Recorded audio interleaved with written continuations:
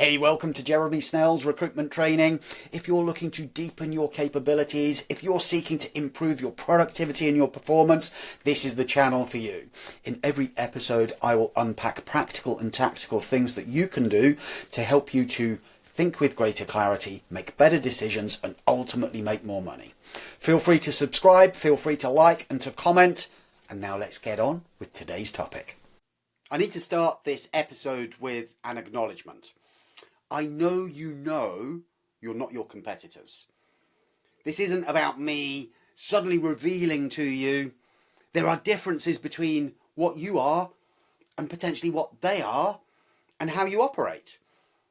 One of the challenges is, though, if people haven't worked in a recruitment business, so let's think about a typical client or a candidate, all they have visibility of is what they've seen, what they've experienced, and what's been shared with them.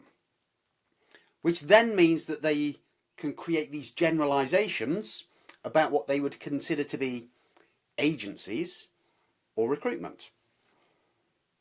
And a slippery slope to go down is when you run your own recruitment business, is to start to position yourself as being better. Better than others, better than the average, better than the standard experience. Because as soon as you start to set your stall out as being better, what you're saying is, we're doing the same to a higher standard. So you're kind of inviting yourself into the comparisons by acknowledging the similarities, and then the difference becomes the betterness, you know? And I'm not entirely sure that that's the best angle to go at, unless it's the only place that you can perform, being better than somebody else. When really what we want to achieve is being different. Because when we become different, so many of the other comparisons fall by the wayside. And that's what sits at the core of the 4D recruitment method. It's about differentiation as opposed to betterment. And I think there are many agencies who could claim that they can recruit better. It doesn't automatically mean that they can calibrate that against the 100,000 other recruiters who are out there, put them in a league table and say we are better because.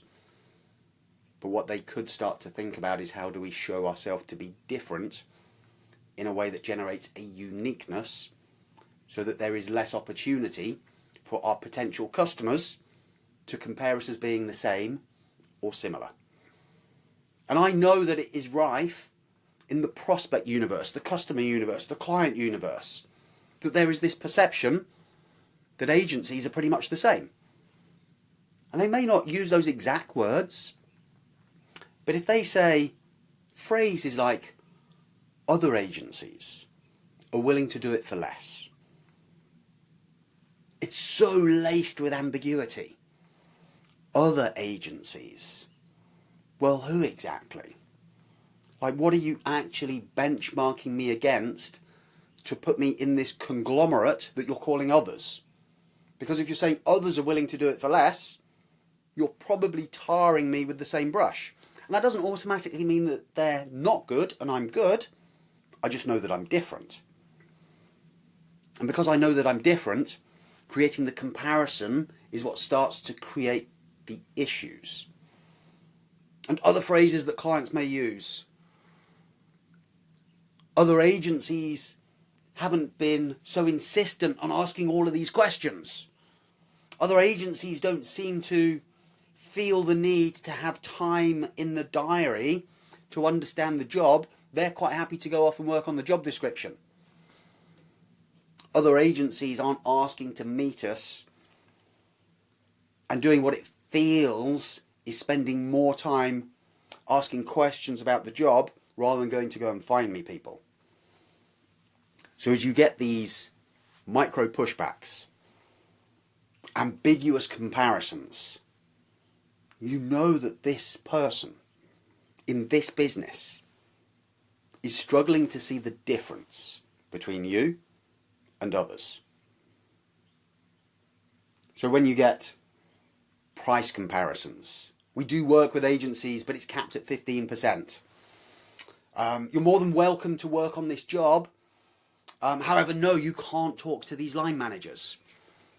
Or maybe you should be talking to the talent team who deal with all the recruitment agencies rather than me. And without being too judgy, there is a fitness for purpose for different businesses with different models at different times for each organisation. And I have to highlight the fact this isn't about being better than everybody else. It's about being fit for purpose for what is required, recognising where your differences create that fitness for purpose where other options will fail. So therefore, in this moment, you are the unique offering, you are the difference itself. That means that you become the person who gets instructed. So if you want to come across as being different, it starts before you even do any outreach to talk to prospects. It's about how you define in your own mind, what am I willing to accept?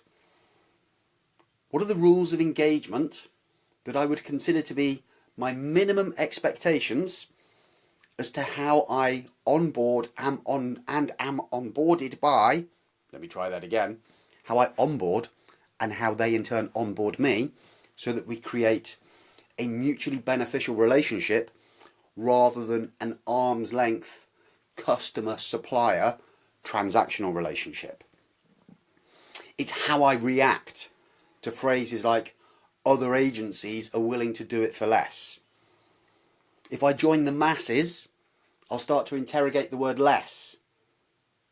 If I start to think a little more clearly about the requirement for differentiation, then it's not about the others, it's not about less, it's about the client's definition of it. It's interesting you say others are willing to do it for less. Based upon your conversations with them, what is it that they are proposing to do? Based upon your experience of working with those businesses, what is it that you're asking them to deliver? And when you get more clarity on their definition of it, as opposed to a debate about who the others are, or a conversation about what the definition of less looks like and value for money, we're arguing over the wrong things if we're talking about others and less.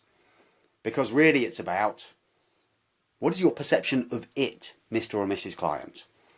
Because if we can't have an agreement as to what it is, it's very difficult to say that others are willing to do it, and certainly difficult to be able to say, is their pricing in line with doing it for less, or are they charging less for doing something else? And I know that may feel moot.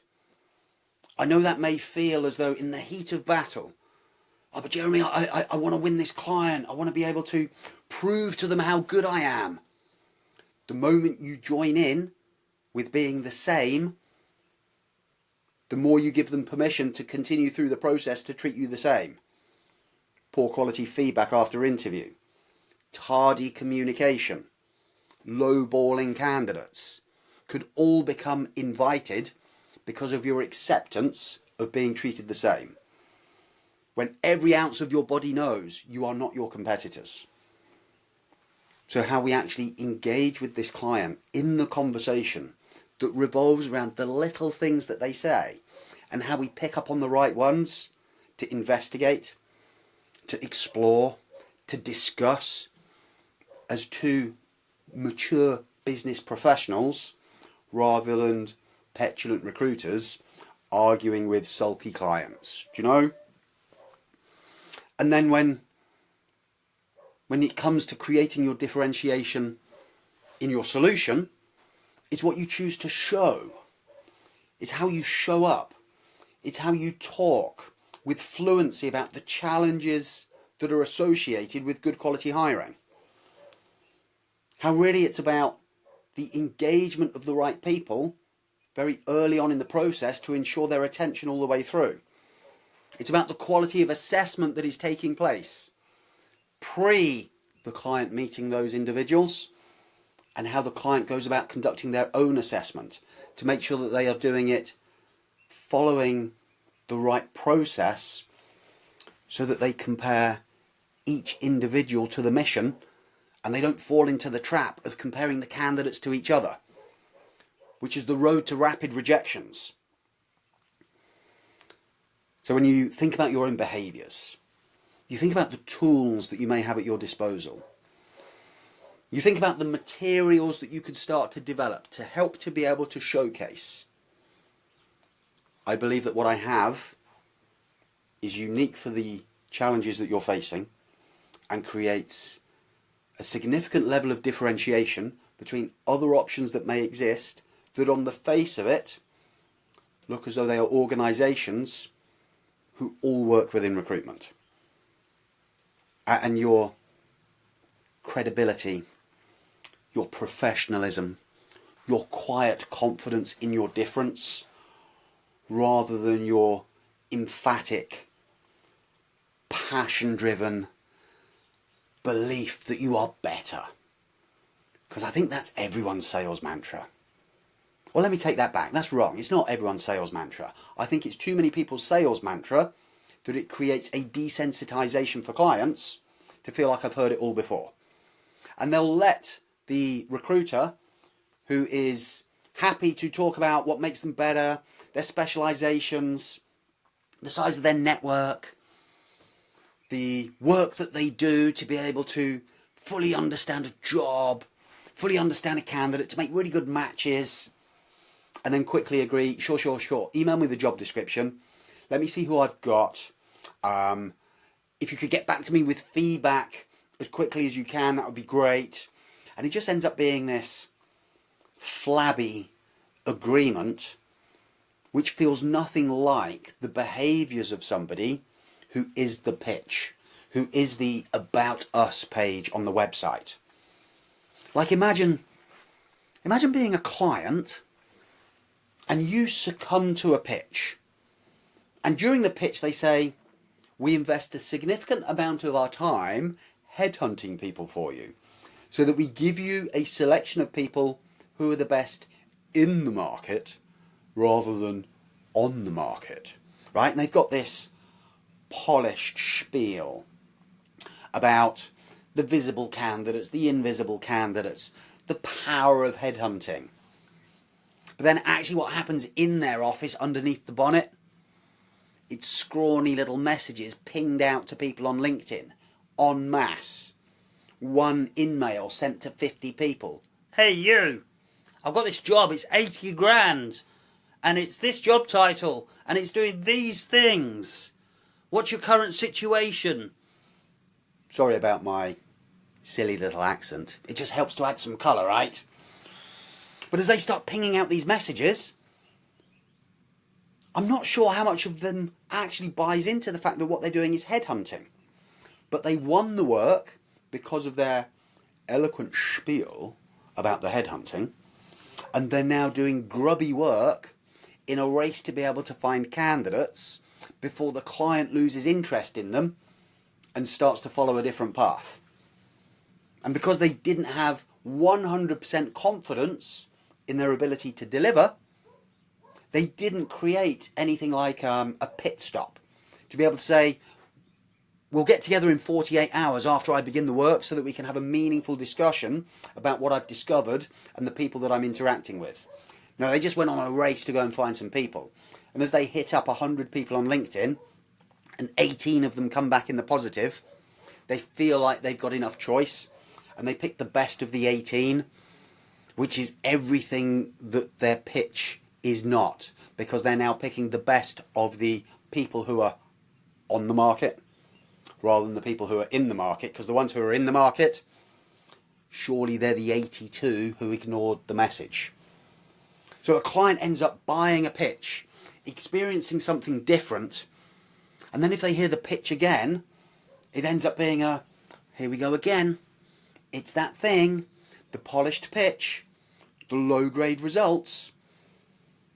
And that client who buys the headhunting pitch then gets a short list of candidates or gets trickle-fed some candidates, and 66% of them currently don't have a job or are being made redundant.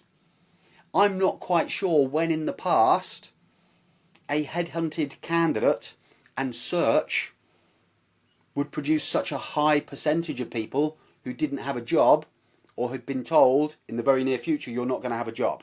Some of them will be good, but to have 2 out of 3 in a shortlist currently out of work, but you claim that what you're doing is proactive targeting of people based upon capability, based upon results, and then you go and find me people who I then interview and I ask, how did you meet the agency?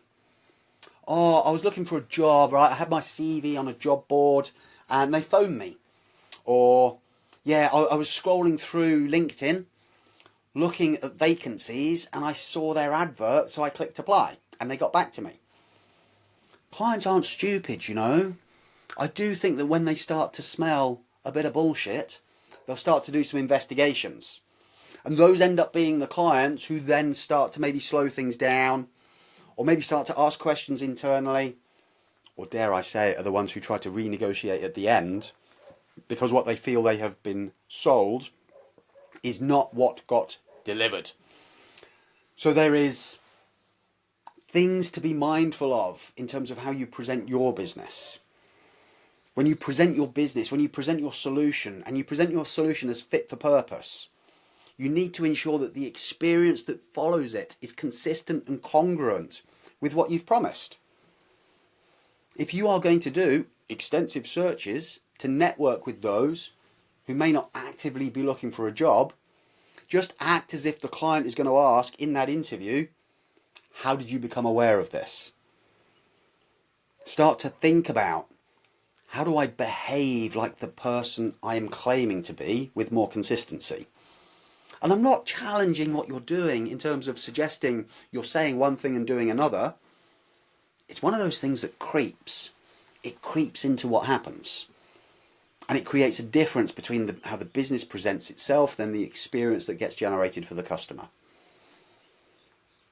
So please, as obvious as it is to say that you're not your competitors, when someone tries to treat you like one of your competitors, when someone tries to treat you like another agency, like the others who are out there, behave in a way that shows your recoil at the comparison rather than debating the level of betterment in the areas of comparison, and start to showcase how you believe that there is difference as opposed to improvement. And I guarantee, as you practice that, as you start to become more consistent with the way that you protect your own identity as a recruiter, your brand will become stronger. And adopting those 4Ds that sit inside the 4D recruitment method will give you that roadmap to help you to be able to produce for your clients the experience that they've been looking for, that they've been left wanting from time to time from other recruitment businesses, because they've yet to actually find someone who can behave the way that they claim that they will in the pitches that they present. So there's some food for thought there for you people. Digest, do with as you see fit. Any comment, any thoughts, you know where to find me. Hit me up on LinkedIn, ping me a message. Any feedback is greatly appreciated. And I look forward to seeing you on the next episode. Hey, thank you for watching. If you want to continue to get access to more high quality training and coaching ideas to help you to stay inspired as a recruiter, make sure that you like, make sure that you subscribe, and check out the description below for relevant links to tools, frameworks, and other ideas to keep you moving forward. And I look forward to seeing you on another one very soon.